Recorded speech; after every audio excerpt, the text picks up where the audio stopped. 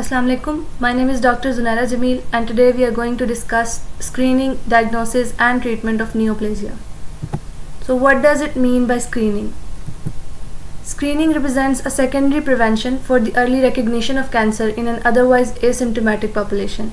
It may be done through observation, palpation or lab test. In observation, we may observe the skin, mouth, external genitalia of the patient.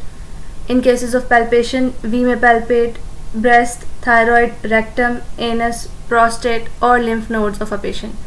Or we may use different lab tests like pap smear or mammography to screen different patients. Screening benefits have been observed in cases of cancers like in case of breast cancer, mammography may be used. In cases of cervical cancer, pap smear is used. In case of colon and rectal cancer, digital rectal examination, fecal occult blood test or colonoscopy may be used. Prostate specific antigen, a tumor marker, is used for the screening of prostate cancer, and in cases of malignant melanoma, self-examination may be enough to screen the patients. There are different diagnostic methods used, which may include tumor markers, cytological studies, tissue biopsy, endoscopic examinations, ultrasonography, X-rays, MRI, CT scan or PET scan. First of all, we are going to discuss tumor markers. This diagram gives a list of different tumor markers used clinically. So in cases of breast cancer, we may use CA125, CEA or HER2. In stomach cancer, CEA may be used. In pancreatic cancer, CA125 is a little specific. And then in case of prostate cancer, PSA is specific. In different forms of testicular cancer, AFP or HCG may be raised, and in cases of liver cancer, AFP may be raised. We are going to discuss these tumor markers in detail in the next few slides. So what are tumor markers? These are antigens expressed on the surface of tumor cells or substances released from normal cells in response to the presence of tumor. They may be used for screening, for prognosis or for monitoring treatment and detecting recurrent disease. But their use may be limited as diagnostic tools because some of these tumor markers are elevated even in benign conditions, and some of them may not be elevated in the early stages of a disease. So here is a list of different tumor markers which have clinical importance. First of all, there are different types of tumor markers. They may include antigens, hormones, specific proteins, mucins and glycoproteins or cluster of differentiation. First of all comes the antigens, and the first we are going to discuss is AFP or alpha fetoprotein. It is produced by fetal yolk sac and GI structures early in fetal life. So it is obviously associated with germ cell cancer of testes, and it may also be raised in liver cancer. Then the next one is CA15-3, which is produced by breast tissue, but it may also be raised in cancers of liver and lung along with the breast cancer. The third one is CA27-29, which is also produced by breast tissue and is raised in breast cancer. Then the fourth one is carcinoembryonic antigen CEA, which is produced by embryonic tissue in gut, pancreas, liver and breast. So it is as such related with colorectal cancer and cancers of pancreas, lung and stomach. Then come the different hormones. The first of them is HCG or human chorionogonadotropin.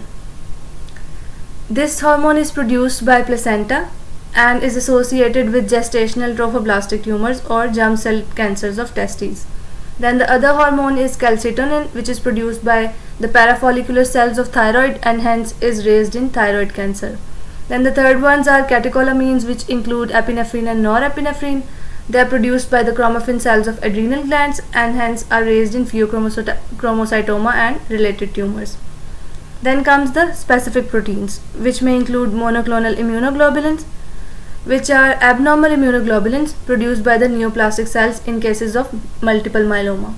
And then the second one is the prostate specific antigen, which is produced by epithelial cells lining the acini and ducts of prostate and raised in prostate cancer. Then comes different glycoproteins like CA125, which is produced by ovary and hence raised in ovarian cancer, and then CA19-9, which is produced by alimentary tract epithelium, so is raised in cancer of pancreas and colon. Then in cases of blood cancers or the cancers of white blood cells, which may include leukemias or lymphomas, we use a different type of classification called the cluster of differentiation. So these CD cells have different numbers and they classify the different leukemias and lymphomas into different forms. Then the second method of diagnosis would be cytological and histological methods. These are further classified into the papinocular test, or simply called as the pap smear, then tissue biopsy, immunohistochemistry and microarray technology. If you can observe in the image given, the swab used, this is the swab which is originally used for a pap smear. So what is a pap smear? It is a cytological method for detecting cancer cells. So it gives a microscopic examination of a properly prepared slide for the presence of abnormal cells, and it is used as a screening test for cervical cancer. It may also be used for other secretions of the body like nipple discharge, anal washings, pleural or peritoneal fluids and gastric washing, but its significance is mostly in cases of cervical screening. Then the second method is tissue biopsy. What is a biopsy? It is a removal of a tissue specimen for microscopic study. So there are different methods to remove a tissue that may be done through needle biopsy or through endoscopic methods like gastroscopy, colonoscopy, and then laparoscopic methods, then surgical methods or excisional biopsy. Excisional biopsy is the term used when a whole of an organ is removed from the body surgically. And then the tissue biopsy specimens are appropriately preserved. They may be preserved in formalin, or they may be refrigerated, or they may be prepared as quick frozen sections. Another form of tissue biopsy is fine needle aspiration, which is a very common method used in hospitals. What it does is it aspires cells and fluids with a small bore needle. This is mostly done in thyroid, breast or in lymph nodes. Now with advanced technology, it may also be done into deeper tissues like pelvic lymph nodes and pancreas. So the picture given here gives the needle biopsy. This device is used for needle biopsy. The next methods are immunohistochemistry. This is the use of antibodies to facilitate the identification of cell products or surface markers. It can be used to determine the site of origin of a metastatic tumors, and it may be used to detect molecules of prognostic or therapeutic significance, for example estrogen receptors on breast cells. So as the name suggests, it is immunohistochemistry. So it is associated with immunological markers, histological markers and chemical markers. Then another technology used is microarray technology, which is a very modern technique. It uses gene chips that can detect miniature assays to detect and quantify the expression of large number of genes. It is used to identify different tumor types. It helps in predicting the prognosis of a disease, and it also shows the response to therapy, and also to examine tumor changes after therapy. Another use may be to classify hereditary tumors. Then comes the staging and grading of tumors. So what is the grading of a tumor? When we classify a tumor on the basis of histological or cellular characteristics, it is called grading. So there are different grades like grade 1, 2, 3 and 4. These are like sorted out with increasing anaplasia or increasing indifferentiation.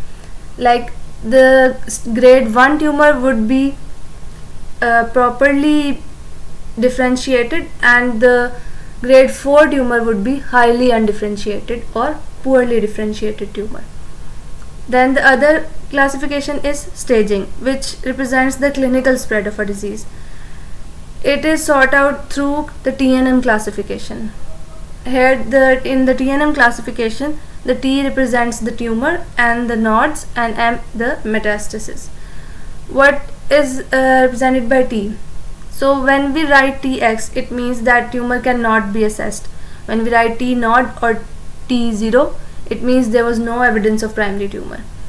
If we write TIS, it means carcinoma in situ, and then there are T1, 2, 3, 4, which represent progressive increase in tumor size or involvement. Then comes the N or the lymph nodes. NX means cannot be assessed, and node means no regional node involvement, and N1 to 3 represent increasing involvement of regional lymph nodes. Then comes the M or the metastasis. MX represents no, not assessed, M node no metastasis, and then M1 distance metastasis. What are the different forms of cancer treatment? So there are different modalities used for the treatment of cancer, which may include surgery, radiation, chemotherapy, hormonal therapy, and biotherapy. Now in the later slides, we are going to discuss each one of these. First comes the surgery, which is the most primitive method used for the treatment of cancers. It may be used for diagnosis, for staging, or for tumor removal, or for palliative therapy. So different forms of surgery may be used. One of them is cryosurgery, where liquid nitrogen is used. The word cryo is mostly used when we refer to something frozen. So when liquid nitrogen is used, it instantly freezes that sample. Then comes the chemosurgery, whereby in different forms of skin cancers we use corrosive pastes which irritate the skin and remove the cancer cells. And then another form called the laser surgery, which is used in retinal and vocal cord surgeries. And then another form is laparoscopic surgery, which is a minimal invasive form of surgery. Surgery may be used as a primary treatment or in adjuvant therapy. Adjuvant therapy means a combination of two therapies. The next one is the radiation therapy. Radiation therapy uses the principle of that high energy particles or waves are used to destroy cancer cells. How they may destroy the cancer cells? They may cause the ionization of molecules, they may cause generation of free radicals, or cell cycle interruption, or directly DNA damage. So the rapidly proliferating cells or poorly differentiated cells are more likely to be injured than the normal cells. So how to determine the dose of radiation? The radiation dose depends primarily on the radiosensitivity of a tumor, the size of a tumor, and the tolerance of the surrounding tissues. What is radiosensitivity? Radiosensitivity represents the inherent property of a tumor determining its response to radiation. So there are different chemicals which may be used as radiosensitizer, like 5-fluorouracil, paclitaxel, and cisplatin. What they do is they increase the radiosensitivity of a tumor and hence increase the response to the radiation therapy. Then another term used is radiation responsiveness. It is the manner in which a radiosensitive tumor responds to irradiation. So what is the major determinant of responsiveness? It is mainly oxygenation.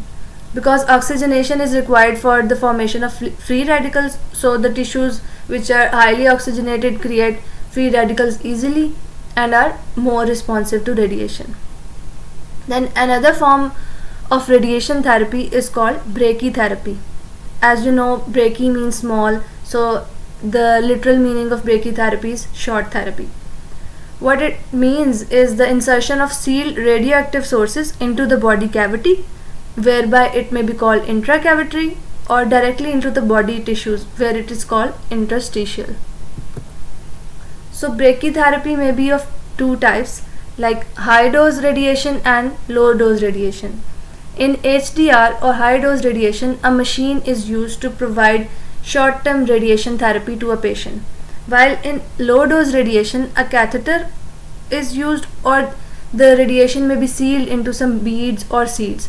And an example of that would be like iodine 125 or palladium 103 are encapsulated and formed into the forms of a bead or a seed and used as implants. Then the different other forms of radiation may include unsealed internal radiation, whereby a patient takes iodine, which is then used for the treatment of thyroid cancer. Some other forms include stereotactic radiosurgery and gamma knife radiosurgery, which is used specifically for brain metastasis. What are the different adverse effects of radiotherapy? They may include anorexia, nausea, emesis, diarrhea. The radiation therapy may also cause bone marrow suppression, which would result in then pancytopenia. The hair may fall out due to radiation therapy after 10 to 14 days. There may be erythema, dry patches, or desquamation of skin. There may be mucositis, like all the mucosal surfaces of the body would become inflamed. In cases of pelvic radiation, it may cause impotence, erectile dysfunction, or vaginal irritation or stenosis. Then comes the chemotherapy. It targets the processes that prevent cell growth and replication and kills the cells by stopping DNA, RNA, and protein synthesis, or may influence enzyme production and prevents cell mitosis.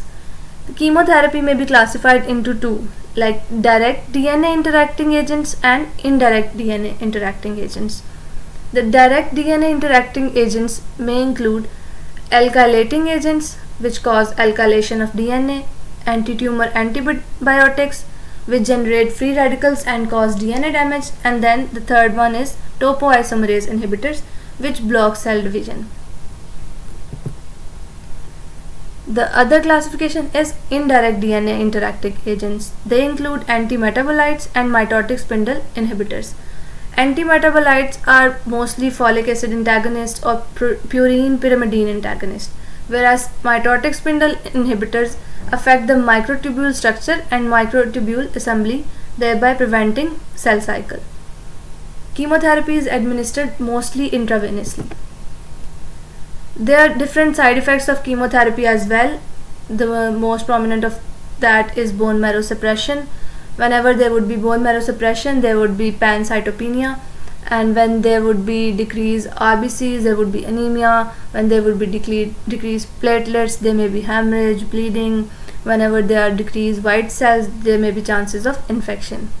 And the other symptoms include anorexia, nausea, vomiting, alopecia. Alopecia is the term used for hair fall, and changes in menstrual flow, decreased sperm count. Some teratogenic effects may be there, and chemotherapy may itself cause second malignancies.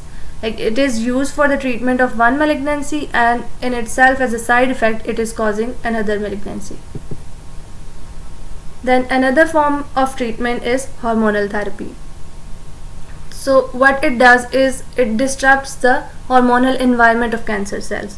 It is mostly used in cases of breast, prostate, and endometrial cancers.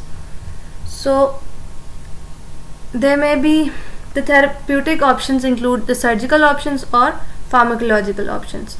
Surgical options include the removing of organ producing the hormone. So for example, if we remove ovary, then all the hormones produced by ovary would be reduced, and hence the effect on the target organs would be released. And the other form is pharmacological options, which may include GnRH analogs, aromatase inhibitors, and anti-hormone drugs like anti-estrogens and anti-androgens. Another modality is biotherapy, which includes immunotherapy, which may be active or passive. In case of active, we use a vaccine called the BCG for superficial bladder cancer, or in cases of passive, we used cultured immune cells for different forms of cancer treatment. The other form is biologic response modifiers. They include cytokines, monoclonal antibodies, and hematopoietic growth factors. Cytokines are then further divided into interleukins and interferon alpha, beta, and gamma. The last form of therapy is targeted therapy, which selectively attacks malignant cells and no harm comes to the normal cells. It includes monoclonal antibodies, tyrosine kinase inhibitors, anti-angiogenic agents, and apoptosis inducing drugs. Now we are going to discuss some scenarios, and this is just to give you an idea about what sort of scenarios come in cases of neoplasia. So the first scenario is a 51-year-old woman presents to the OPD with a 3 cm mass in the upper outer quadrant of the left breast with axillary lymph node involvement of the left side and showing signs of bone pain. A metastasis of the bones is revealed in the CT scan report. How is the TNM staging of the tumors done, and what treatment modalities could be offered? So in the part A of the questions, you just have to explain the TNM staging. You have to tell what T means in the TNM and N and M. And in the second part, you can offer different treatment modalities. This is the case of a breast cancer, so radiation therapy may be given, surgery may be done, chemotherapy may be done, as well as the hormonal therapy could also be given. The second case is a 61-year-old man complains of trouble initiating stream of urine and complains of a sense of heaviness in the perineum. His PSA levels were raised and CT revealed a mass in the prostate. So it is a very easy scenario. The PSA levels are raised and the mass in prostate is also mentioned. So what is the diagnosis? It is most probably a prostate cancer. And in the B part, the question asks, name 3 other tumor markers in a body. So we have done a list of tumor markers. You can mention any 3 of them. Then the third scenario is a 30-year-old woman complains of irregular uterine bleeding and a mass is palpated in her lower abdomen. Upon further investigations, a diagnosis of leiomyoma or fibroid uterus is made. Is this a benign or a malignant tumor? So the question here targets on your knowledge of the nomenclature of tumors. So from the name leiomyoma, you can observe that only the term oma is used, which means it is a benign tumor. So if it were to be a malignant tumor, its name would have been leiomyosarcoma. Then in the part B, the question asks, describe the nomenclature for epithelial and mesenchymal tumors. You may know that for epithelial tumors, the term is used is carcinoma, whereas for mesenchymal tumors, we use the terms like sarcoma. These are the terms which I am explaining for the malignant tumors. So that's all. This was just these scenarios were just to give you an idea about the questions. So I hope I was able to explain all these things. Thank you.